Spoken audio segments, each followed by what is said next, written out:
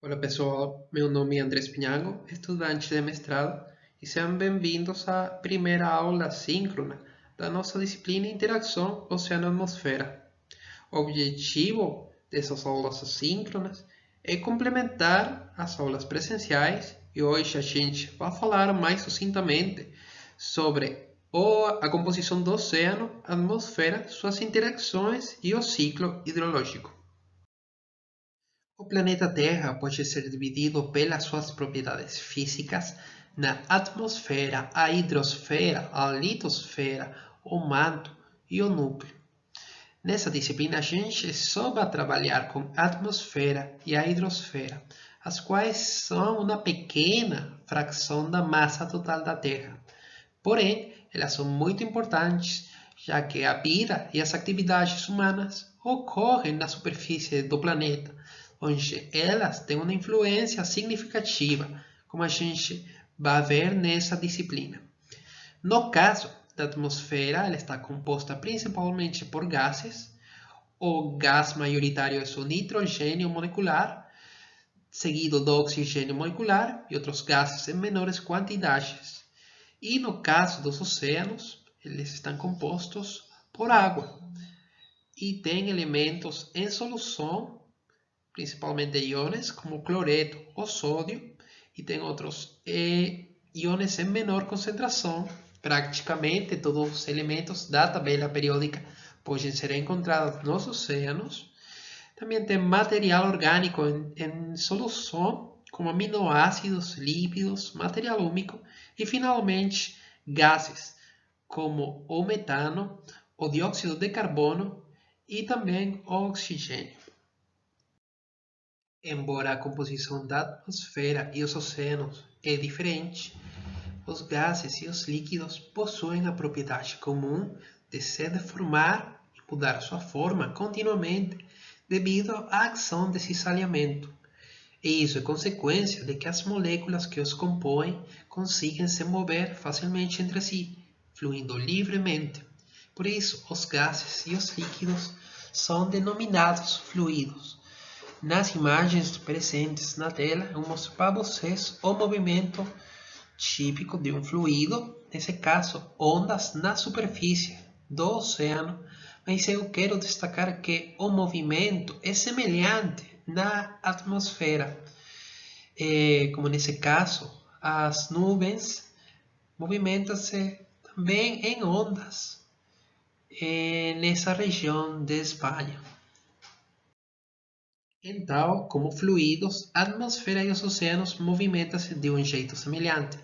Porém, as diferenças na composição química fazem que a atmosfera e os oceanos apresentem propriedades, especialmente propriedades termodinâmicas, um pouco semelhantes.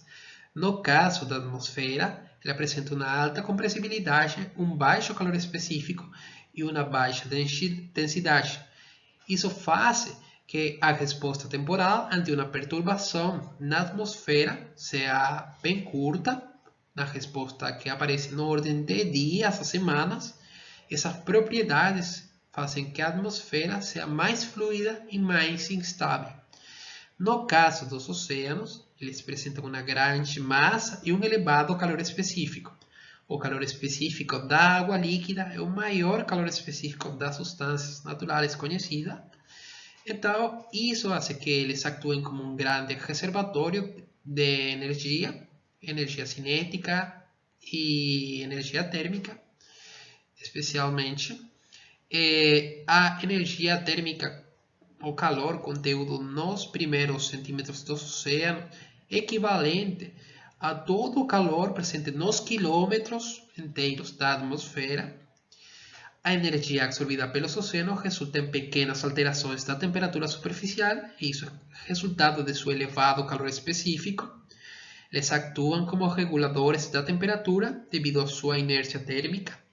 Se os oceanos não estivessem, as variações na temperatura, pelo incremento da concentração dos gases de efeito estufa, seria muitíssimo mais elevada na superfície terrestre. Eles apresentam uma grande densidade, que faz, em comparação à atmosfera, que faz que eles apresentem uma inércia mecânica maior e uma estratificação mais pronunciada. E a camada superficial dos oceanos é a camada mais dinamicamente ativa. Essas diferenças nas propriedades termodinâmicas, a densidade e o movimento dos oceanos e a atmosfera são muito relevantes em um contexto de estudos do clima. E a gente não pode falar de clima se a gente não estuda a interação entre os oceanos e a atmosfera. Mas realmente, o que estudamos nós quando falamos de interação oceano-atmosfera? A gente estuda a redistribuição da energia solar através de distintos processos. Esses processos podem causar trocas de propriedades ou podem causar uma transformação de energia entre compartimentos, os oceanos e a atmosfera. Quando a gente fala de transformação de energia, pode ser transformação de energia calórica, energia cinética, por exemplo. E para esclarecer um pouco mais esse conceito, eu mostro para vocês essa figura que representa o transporte de calor desde as regiões equatoriais para os polos.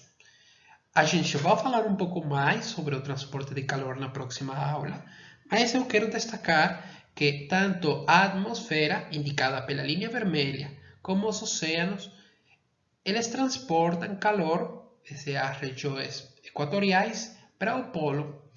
E a interação, processos que ocorrem entre o oceano e a atmosfera, indicados nesse caso pela linha verde, eles contribuem em uma transferência mais efetiva de calor, indicada pela linha preta.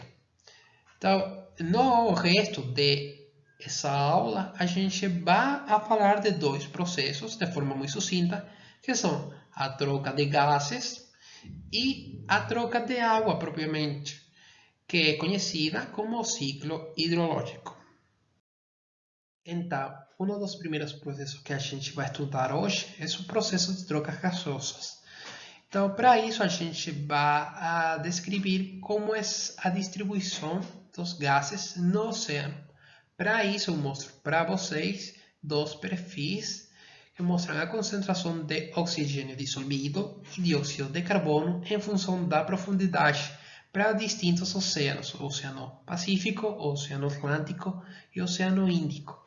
Então, a gente pode identificar que existem três regiões bem distintivas que estão influenciadas por distintos processos. Então, perto da superfície, no caso do oxigênio dissolvido, a gente observa um máximo, e no caso do dióxido de carbono, a gente observa um mínimo. Essa região está fortemente influenciada por trocas de gases com a atmosfera. E a direção da troca, é decir, o fluxo do oceano para a atmosfera ou da atmosfera para os oceanos, depende da concentração dos compostos, da pressão parcial de dióxido de carbono ou de oxigênio nos oceanos e na atmosfera. A gente está trabalhando dióxido de carbono e oxigênio porque eles são gases que são muito importantes desde o ponto de vista biogeoquímico. A segunda região, uma região onde a gente identifica um mínimo na concentração de oxigênio e um máximo na concentração de dióxido de carbono. Essa região está fortemente influenciada pela oxidação da matéria orgânica. A matéria orgânica transforma material fitoplantônico em dióxido de carbono, consumindo oxigênio no processo. Finalmente, a gente identifica uma terceira área, onde a gente tem concentrações maiores que na superfície, mas inferiores que a concentração na zona influenciada pela oxidação de matéria orgânica, no caso da dióxido de carbono, e no caso do oxigênio a gente observa uma região com concentrações intermédias de dióxido de carbono, e essa região realmente está fortemente influenciada por mistura de águas, principalmente água de fundo, que foi recentemente ventilada, com água mais velha. Então, realmente, a concentração dos gases no oceano global está fortemente influenciada pela circulação oceânica. E para isso eu quero destacar para vocês como as mudanças na concentração de oxigênio dissolvido entre as distintas bacias. No Oceano Atlântico, realmente a gente observa as maiores concentrações de dióxido de oxigênio, e realmente isso porque o Oceano Atlântico representa uma região que, desde o ponto de vista de circulação, tem a formação de muitas massas de água, tanto água de fundo como águas intermediárias. No caso do Oceano Pacífico, realmente a gente tem águas mais velhas, e relembrando um pouco como essa circulação global, a gente tem uma área de forte formação, como é o Oceano Atlântico, e depois essas águas são movimentadas através da Antártica, e à medida que elas ficam mais velhas, elas armazenam mais dióxido de carbono e elas consomem mais oxigênio, e isso explica a distinta distribuição desses gases nas bacias oceânicas. Então, desde um ponto de vista da interação oceano-atmosfera, a gente está fortemente interessado em como é seu comportamento na superfície, como são essas trocas com a atmosfera. E isso é o que a gente vai ver a continuação. Na interface entre o oceano e a atmosfera, a gente tem dois tipos de processos físicos e processos químicos. Como eu já falei para vocês, a direção da transferência, é decir, do oceano para a atmosfera ou da atmosfera para os oceanos, depende da concentração dos compostos, tanto na água como no ar. Então, só para que fique um pouco mais claro, eu mostro para vocês nessa figura os fluxos de dióxido de carbono na interface entre o oceano e a atmosfera, na superfície dos oceanos.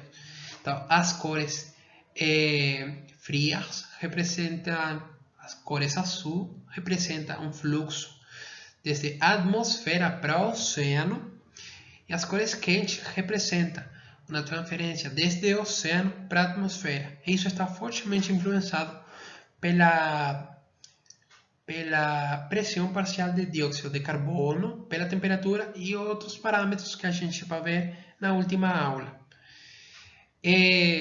Mas também a velocidade dessa transferência está fortemente influenciada por processos físicos. Esses processos físicos podem ser a difusão molecular entre o oceano e a atmosfera, a mistura turbulenta dos gases, tanto no oceano como na atmosfera, a presença de surfactantes, a presença de ondas de superfície, bolhas, spray marinos e outros processos, né? Então, uma forma de quantificar como é essa transferência, a velocidade dessa transferência, é mediante o coeficiente de transferência gasosa. E esse coeficiente de transferência gasosa, que depende de muitos parâmetros, principalmente da velocidade do vento, estima de forma geral o efeito combinado de cada um desses processos físicos. Então, a gente observa que para maiores velocidades do vento, a gente tem um maior coeficiente de transferência gasosa. Isso significa que os fluxos dos gases, que pode ser oxigênio, dióxido de carbono, etc., vão ser mais rápidos quando a velocidade do vento é maior. Então a gente vai mais a direção do fluxo vai depender, como eu falei para vocês, da pressão parcial dos gases, tanto no oceano como na atmosfera, da composição química, basicamente. A outra transferência que ocorre é a transferência da água entre os distintos compartimentos. E isso é o segundo processo que a gente vai estudar hoje, que é o ciclo hidrológico. Então, basicamente, o ciclo hidrológico descreve como é o movimento da água entre os distintos componentes da superfície da Terra, que são os oceanos, a atmosfera e basicamente os continentes, né? Então, existem múltiplos processos dentro do ciclo hidrológico. A gente vai estudar cada um deles. Primeiro, a gente tem o passo da água líquida para a água em estado gaseoso. Isso é conhecido, ou esse processo é o processo de evaporação, o qual ocorre principalmente nos corpos de água grande. São o oceano e dentro do continente os rios e os lagos, né? Mas também existe uma transpiração que é influenciada pela atividade vegetal, que é conhecida como a evotranspiração. É isso que a gente observa nessa figura, que é essa influência da vegetação. Esse gás, ou essa água, agora em forma gaseosa, ela condensa e passa ao estado líquido novamente, num processo conhecido como condensação. A condensação é essa responsável pela formação das nuvens. E as nuvens não são mais que água que se encontra-se dispersa na atmosfera. Então, essa água depois pode sair da atmosfera e entrar novamente nos oceanos ou cair nos continentes num processo conhecido como a precipitação. A precipitação pode ser de água líquida, que isso é conhecido como a chuva, né? Mas também pode ocorrer a precipitação de água em forma sólida, que é a neve. Então, depois, essa água, quando cai no continente, ela é transportada principalmente por rios, e essa água pode finalmente ficar no continente em forma de lagos, ou pode ser transportada novamente até o oceano. No continente também existe o processo de percolação, que é essa entrada de água desde a superfície para o interior do continente. Então, basicamente, esses processos são os que descrevem o ciclo global da água entre os distintos compartimentos superficiais. Mas quais processos são os mais importantes desde o ponto de vista da interação oceano-atmosfera? A gente está principalmente interessada na evaporação e a precipitação, que são a entrada e a saída de água da atmosfera.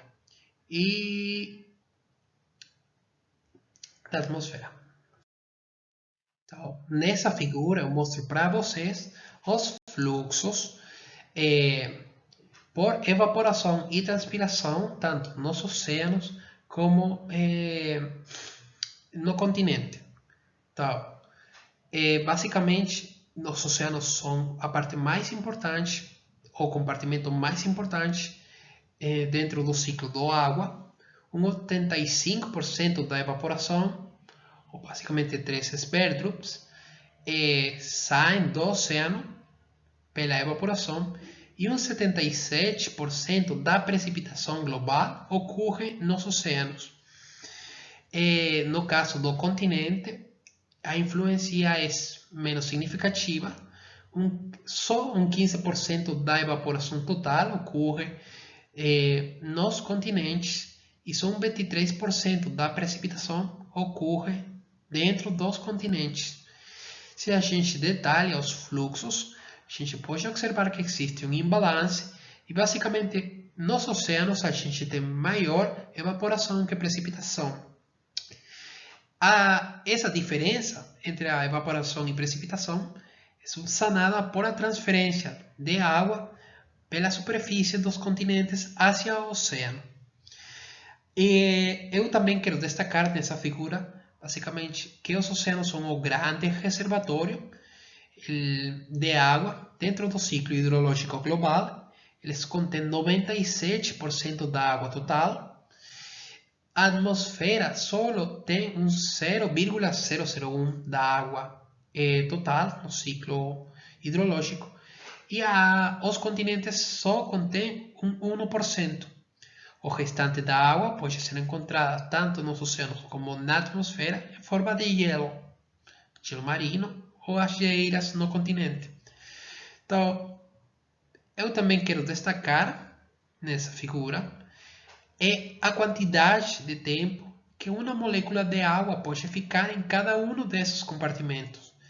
E essa quantidade de tempo está dada por o tempo de residência, o qual é calculado tendo em consideração a massa de água de cada componente e a taxa de remoção ou adição. Então, no caso dos oceanos, uma molécula de água pode ficar aproximadamente 4.000 anos. No continente, a água pode ficar 400 anos. E no caso da atmosfera, o tempo de resistência é muito baixo, aproximadamente 10 dias dura uma molécula de água dentro desse compartimento. Então, como os oceanos são um grande reservatório e a maioria dos processos, como a evaporação e a precipitação, ocorrem neles, eu mostro para vocês essa figura que representa o ciclo hidrológico, tendo em consideração o papel fundamental dos oceanos.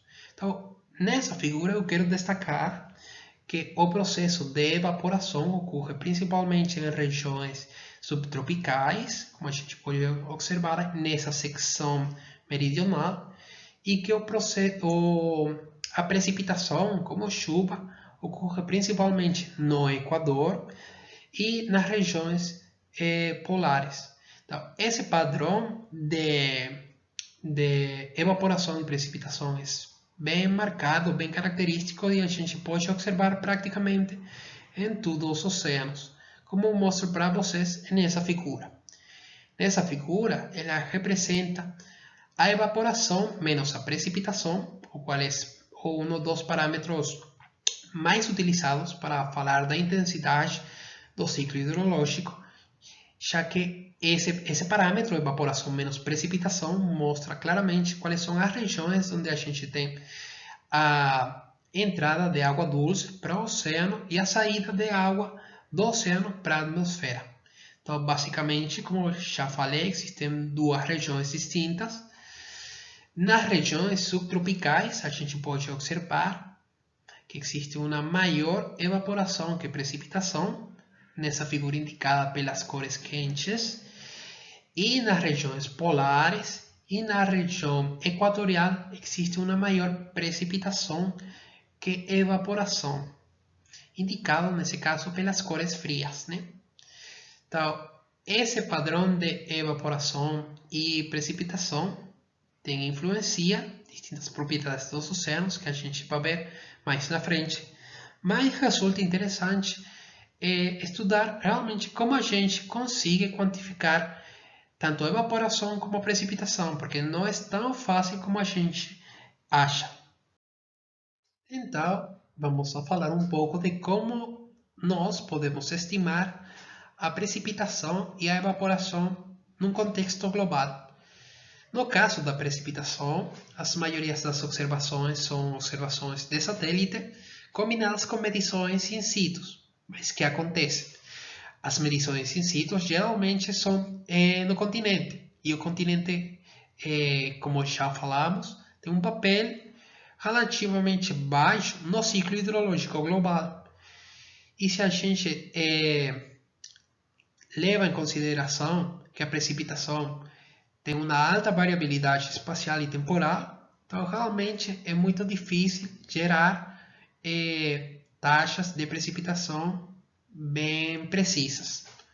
No caso da evaporação global, o negócio é pior ainda, realmente, porque a evaporação regional depende de muitas condições, como a velocidade do vento, gradientes verticais de umidade, de temperatura entre o oceano e a atmosfera. Então, geralmente, para a evaporação, a gente estima, como no caso da coeficiente de transferência gasosa, mediante fórmulas que incluem distintos parâmetros, como já falei, a velocidade do vento, a gradientes verticais de umidade e temperatura. Isso faz que seja muito difícil avaliar se existem mudanças temporais no ciclo hidrológico com precisão. Essas estimativas de evaporação e evaporação menos precipitação realmente têm uma incerteza um pouco elevada. Por sorte para nós, a oceanologia e a oceanografia vêm ao resgate e ela tem um parâmetro que fecha esse negócio e permite avaliar com precisão os cambios no ciclo hidrológico global. E esse parâmetro é a salinidade superficial. Na figura presente na tela, eu mostro para vocês tanto o parâmetro de evaporação menos precipitação, como a salinidade superficial nos oceanos globais. Então a gente pode observar claramente que naquelas regiões onde a evaporação é maior que a precipitação, que, relembrando, é nas regiões subtropicais, tanto no norte como no sul, a gente tem as maiores salinidades superficiais. No caso das regiões onde a gente tem uma maior precipitação, que é evaporação, que é basicamente nas regiões tropicais e nas regiões polares, a gente observa uma diminuição da salinidade. Então, isso fica bem mais claro nesse perfil meridional, onde a gente tem a distribuição da salinidade superficial e a precipitação menos a evaporação em função da latitude. E ainda mais claro quando a gente faz essa regressão linear entre a precipitação e o parâmetro de evaporação menos precipitação versus a salinidade superficial. A gente olha que existe um comportamento linear bem marcado. Então, realmente a salinidade superficial dos oceanos é um parâmetro muito importante, já que permite fechar o ciclo hidrológico. A gente, estudando as variações da salinidade superficial dos oceanos, pode saber como está o ciclo hidrológico global. E as variações de salinidade nos oceanos dependem, na superfície, entre o balanço de evaporação e precipitação, e mais na profundidade, mas também na superfície, da extensão da mistura entre as águas superficiais e profundas.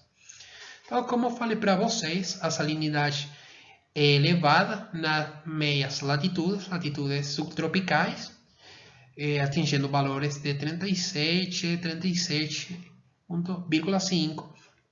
E nas altas latitudes e no Equador, a região tropical, a gente observa baixas salinidades devido a uma maior precipitação. Agora bem, a entrada e a saída de água, é decir, os fluxos de água nos oceanos e atmosfera são diferentes dependendo da bacia oceânica que a gente está avaliando. De forma geral, a gente já discutiu que a quantidade de evaporação é maior que a precipitação nos oceanos e a precipitação é maior que a evaporação nos continentes. Mas a gente tem que a evaporação é maior que a precipitação nos oceanos Atlântico e Índico, e no Oceano Pacífico a precipitação é maior que a evaporação. Mas por que acontece isso?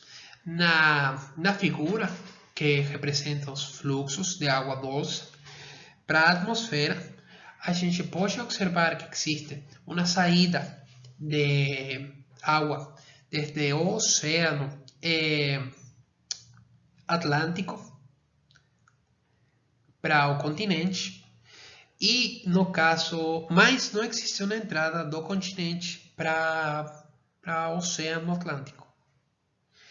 E isso está fortemente influenciado pelos padrões de vento superficial. Então, na região perto do Equador, a gente observa que realmente os fluxos de água são sempre do leste para o oeste. E realmente isso está associado aos ventos, aos westerlies, aos ventos de leste. Nas regiões subtropicais, a gente observa que existe uma transferência desde o oeste para o leste. E esses produtos dos westerlies, ou os ventos de oeste. Eu quero destacar também para vocês nessa figura que existe um efeito nos continentes de barreira. Nas regiões da América, principalmente na margem oeste, a gente tem cordilheiras, né? Que está, nesse caso, nessa figura indicada, pela área tracejada.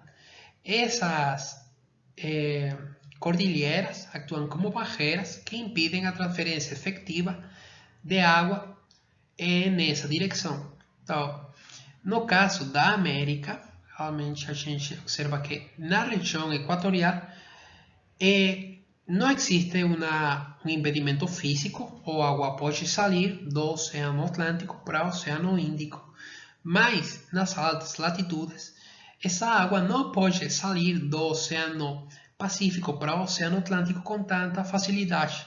Realmente, por isso a gente tem um imbalance negativo no caso do Oceano Atlântico. Quase a mesma coisa acontece no Oceano Índico, mas com uma intensidade menor. Então, como existe esse imbalance de água entre as distintas bacias, tem que ocorrer a transferência de água entre bacias para manter o equilíbrio. Basicamente, essa água ou esse fluxo de água que sai do Oceano Atlântico volta por meio da circulação global, que a gente vai falar disso nas aulas próximas. Outro efeito importante da diferença de salinidade na superfície tem que ver com a estratificação da coluna de água. Nesses gráficos eu mostro para vocês a densidade potencial da coluna de água. As maiores densidades estão indicadas pelas cores frias e as menores densidades pelas cores quentes. Nesse gráfico eu mostro para vocês realmente uma medida da estabilidade da coluna de água, uma medida da estratificação, que é essa frequência de Brum-Weissala, o quadrado da frequência de Brum-Weissala, onde os valores mais positivos significam nas regiões onde a coluna de água é mais estável, onde ocorre uma maior estratificação, está mais estratificada a massa de água.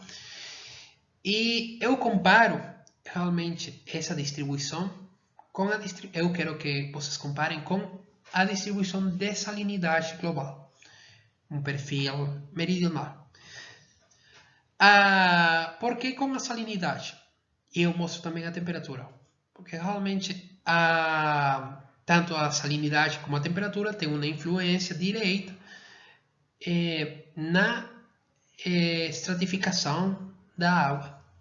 Mas nesse caso, focando nada mais na salinidade, a gente observa que onde a gente tem baixas salinidades, que nesse caso é perto do Equador e nas regiões polares, a gente apresenta uma maior estratificação, indicada pelos valores mais positivos do quadrado da frequência bojante.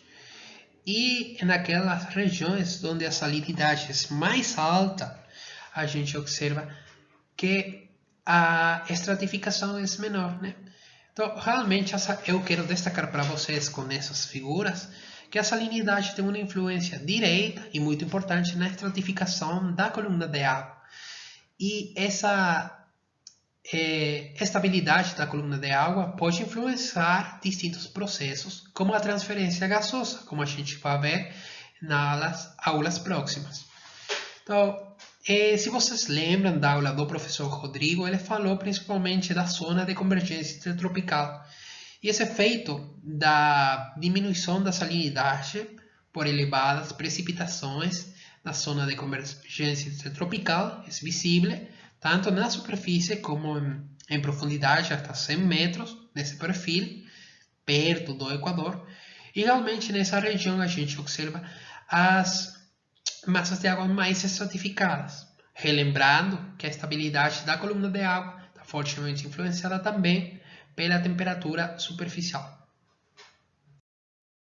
Então, falando da temperatura e tendo em consideração que existe umas mudanças climáticas ocasionadas pelo aumento da concentração de um gás estufa como o dióxido de carbono na atmosfera, que levam a uma maior temperatura na superfície do planeta, a gente pode perguntar-se o que ocorre com o ciclo hidrológico.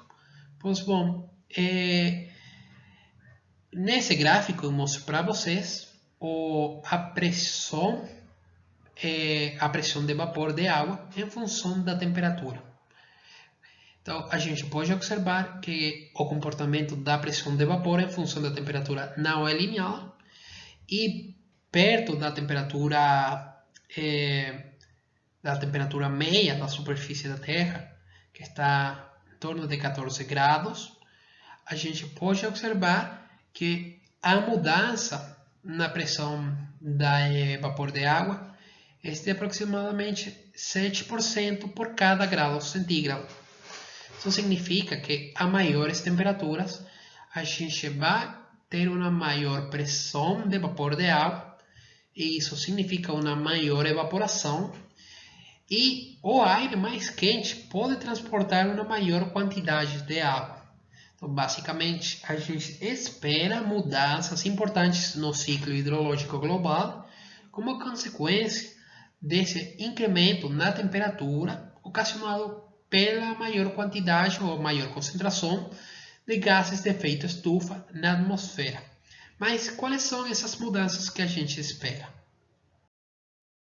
Com o aquecimento da Terra, a principal mudança que a gente espera observar no ciclo hidrológico é uma intensificação, e para mostrar isso mais claramente para vocês, eu mostro as mudanças nas taxas da salinidade e os valores de salinidade média.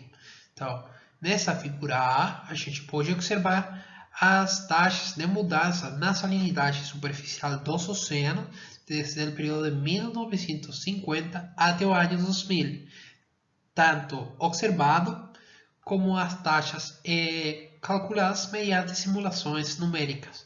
Então, a gente pode basicamente observar que no Oceano Atlântico existe um incremento marcado da salinidade, com exceção da região equatorial, que é influenciada pela zona de convergência intertropical, e que no Oceano Pacífico existe uma diminuição da salinidade, especialmente em aquelas áreas onde naturalmente a precipitação é maior que a evaporação.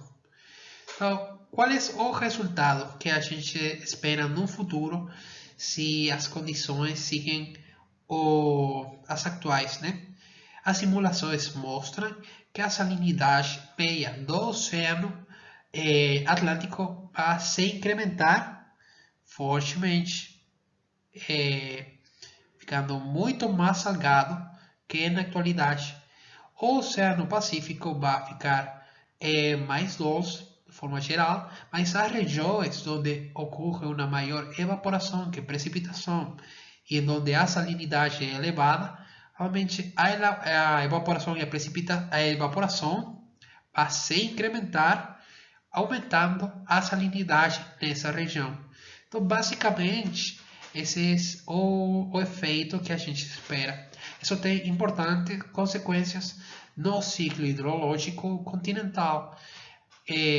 Isso pode causar sequias ou estiagem importante no continente, pode causar inundações.